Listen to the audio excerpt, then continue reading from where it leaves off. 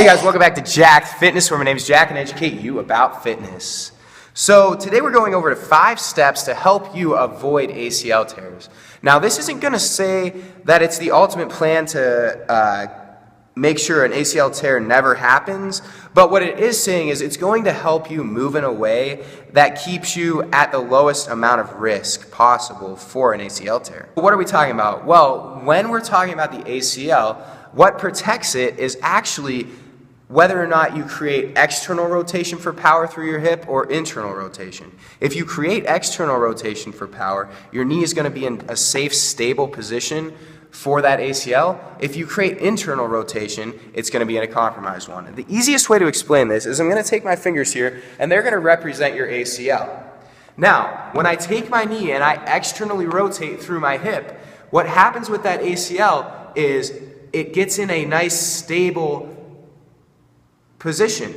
When I take it and internally rotate, if you try to internally rotate the fingers, like so, it leaves it out in a compromised, vulnerable position. So, if we can train our bodies to move in a way where we create power with external rotation through our hips, then we're going to put ourselves in the most advantageous movement patterns to avoid that ACL tear. If we're using that internal rotation to create power, so if we're driving in like this whenever we go to jump or stand or run, then our ACL is left vulnerable. So, what's an easy way to tell if you are the type of person who your default motor pattern is internal rotation? Well, you can film yourself doing a step up like I've done here, and if you track well like in this first video, you're good.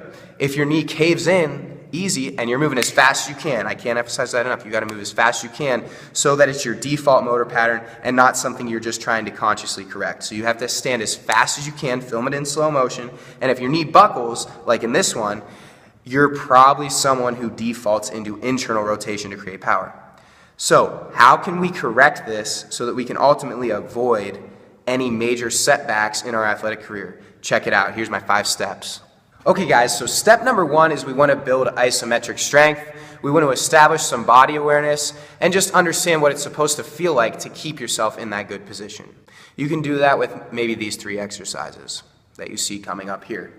So they're just going to help you build that awareness. Then from there, once you've built that awareness, you want to start moving through space while maintaining that good position that you've strengthened. So if you feel like those first exercises that were getting pretty easy, you were able to understand what your hips should feel like, now you take it into moving very slow and tempoed through other strengthening exercises, like for instance maybe the deadlift, maybe the squat. You can even move it into single leg movements like step ups, but as you're moving it should be slow and you should make a very conscious effort to feel yourself keeping that good hip position. Third, you want to take these movements and you want to add a little bit of tempo to them, but you want to do them completely fresh. So you shouldn't be fatigued, you shouldn't feel worn out, but you should be just working, grooving, greasing the groove, if you will. Moving well, keeping that good position, but moving with a little quicker speed. Then 4th step, you want to take these movements and try them while you're fatigued. So you should move away from being completely fresh and try them while you're fatigued, because when you're out on the field, you're going to be performing fatigued. You're not going to be completely fresh every time you're out there. Even in baseball, which is what I played, even when I'm pitching, eventually the fatigue builds up. So to be able to maintain that movement pattern while fatigued is ultimately your goal.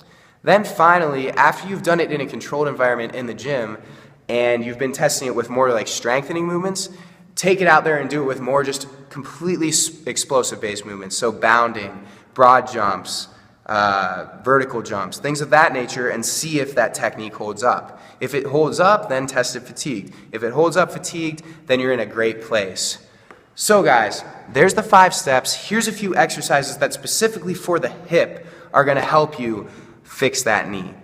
So through that first phase, we want to work on just strengthening that position. So you could use these band pull aparts, the bridges at the top, where we're just holding the knees apart, separating that band, and just holding still.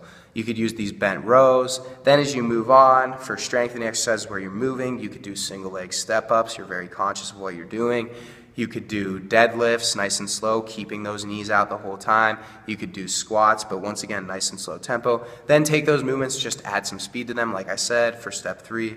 For step 4, do them while your heart rate's elevated, while you're kind of worn out. So maybe throw it into a circuit-based thing and see if your technique still holds up. And then 5, take it out to the field, guys. Thanks for watching. I hope these were some good tips. I hope this is something that you found informative. And guys, please, please, please, please, check if you're using your hips right. Make sure you're optimizing your performance. If you're not moving as efficiently as you can, you're putting yourself at risk of injury. And not only that, you're not going to become the best version of yourself that you can be.